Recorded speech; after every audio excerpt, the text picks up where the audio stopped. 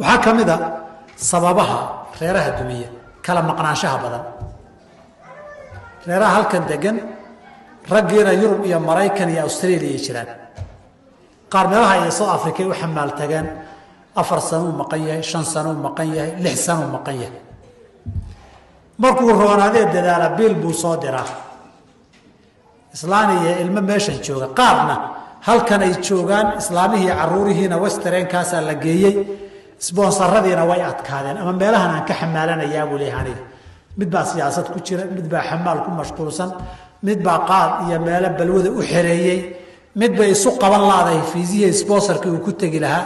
haddana intii Maraykan laga jiray ama rag ka jiray ama dumar ka jirayo intii dambana hadda nin Trump la yiraahdo u dacareeyay albaabadii xiray Soomaa waa la kala maqan yahay.